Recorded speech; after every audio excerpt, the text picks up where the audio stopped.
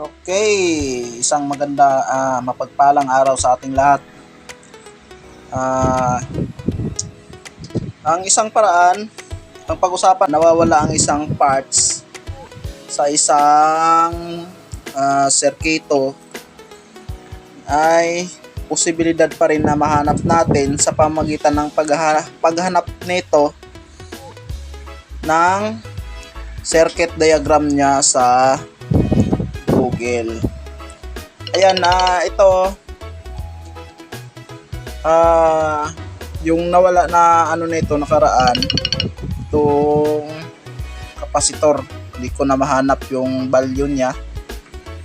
So ngayon ang hahanapin natin na parts number itong pulse wave modulation IC. Ngayon hinanap natin, ayun, nagprint na tayo since meron na din kaming printer. Yung pin out ng isang pulse wave modulation IC, meron siyang 8 na paa. Ayan, yung part number niya ay LY6018. Ayan, tapos ngayon di ko mahanap tong value ng itong kapasitor kasi nawala, di ko mahanap. Ang ginawa ko, hinanap ko yung part number nito at saka yung hinanap ko sa Google yung circuit diagram ng number. Sinerch ko ang number nito, tapos ito yung mga lumabas. Yan, medyo nakakalito lang po. Ayan, ngayon ito yung natin, hinanap natin, ito yung nakita nating diagram. Ayun, yan, hinanap natin dito, ito. Meron siyang kapasitor dito na nakalagay 47 microfarad. Ayan, yun, nakita natin yan, 47 microfarad. Tapos tinignan natin, ayun, ito yung natin, kaya naghanap ako ng 4.7, kaya ayan, nakahinang na yan. Ayan, nakahinang na, hindi nga maayos pa kahinang. Ayan. Pinakita ko lang sa inyo na yan yung pinalitan ko na nahanap ko sa ibang board dito. Hindi dyan, sa ibang board kinuha ko. Ngayon naman ay pag-usapan natin yung pinakamahalaga sa isang board. Yan, ito yung data sheet ng ating tama ba yung pag-pronounce ko? Sorry ha. Ito yung niya. Ang problema nito, yung aircon na ito ay ang brand pala na ito ay York. Yung nito 2.5 horsepower. Ayan. Ang problema nito, nagkaroon ng P4 error sa indoor. May mabasa ka na P4 error. So ngayon, chinek ko yung chinek natin yung compressor. Yan, pag check natin sa compressor nakukuha tayo na natin na okay naman. Ayan, ito tinanggalan ko na ng kapasitor.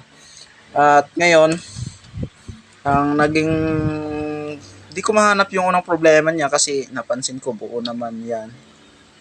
Kung mahanap po, tingnan nyo, buo naman Yan, tinanggal ko na talaga yan. Ayan, tinanggal ko na talaga. Ayan, ito, relay, tinanggal ko na rin yan. Pero yung problema talaga niyan dito sa IPM. Ayan, nakita nyo.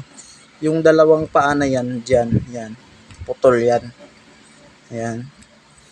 Ngayon, ang ginawa natin ay nagkuha tayo ng wire, dinugtong natin. Tapos, ayan, dinugtong. Ayan, dinugtong natin dito. Ayan. Tapos, pinaandar natin uli. Ayan. Sinalpak natin uli doon sa board. Sa outdoor niya. Kasi outdoor board to eh. Pagpaandar natin uli, pumutok. May pumutok uli. Pagkaputok, ayan. Ngayon ko lang nalaman na putok rin pala yung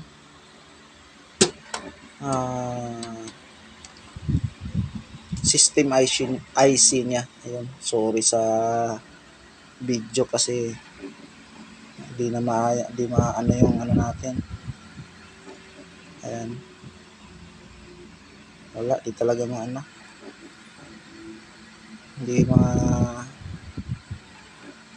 Wala, di talaga mabasa. Pero, yan, ang part number niyan, ito siya.